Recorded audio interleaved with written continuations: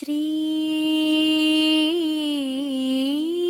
महालक्ष्मी अष्टोत्तरशतनामावली।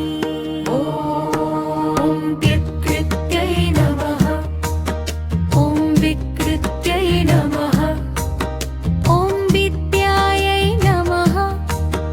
ॐ सर्वभूतहितप्रदायै नमः। ॐ श्रद्धायै नमः। ॐ विभूत्यै नमः। ॐ सुरभ्यै नमः। ॐ परमात्मिकायै नमः। ॐ वाचे नमः। ॐ पद्मालयायै नमः। ॐ पद्मायै नमः। ॐ शुचये नमः। ॐ स्वाहायै नमः। ॐ स्वधायै नमः। ॐ सुधायै नमः। ॐ गम्यायै नमः। ॐ हिरण्मय्यै नमः। ॐ लक्ष्म्यै नमः। ॐ नित्यपुष्टायै नमः। ॐ विभावर्यै नमः। ॐ मदितये नमः। ॐ वितये नमः। ॐ दीपायै नमः। ॐ वसुधायै नमः। ॐ वसुधारिण्यै नमः।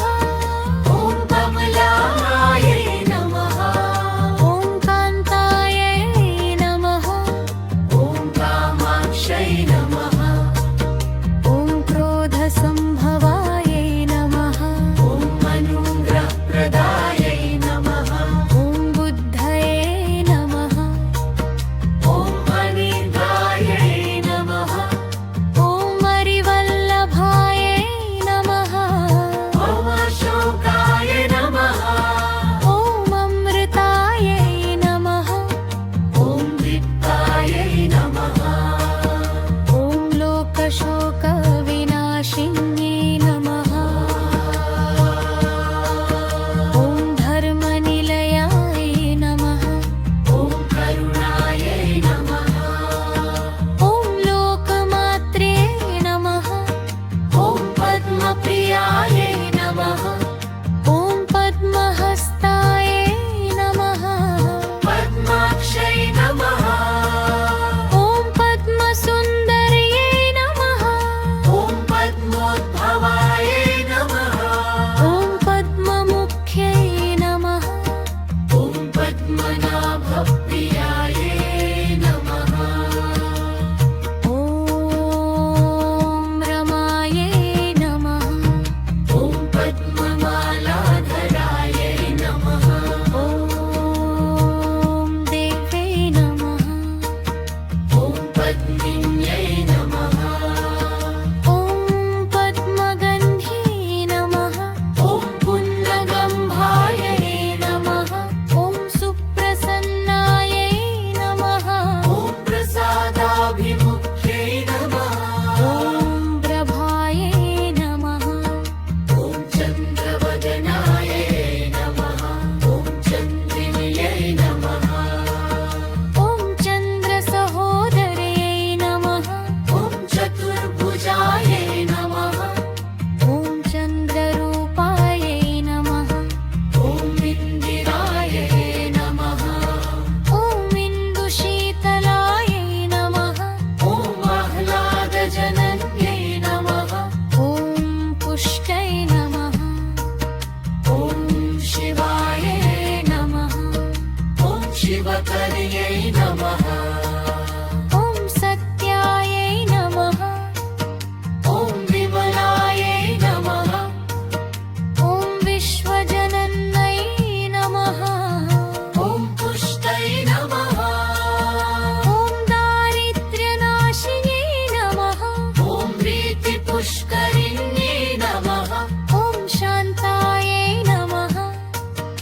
ॐ शुक्लमाल्याम्बरायै नमः।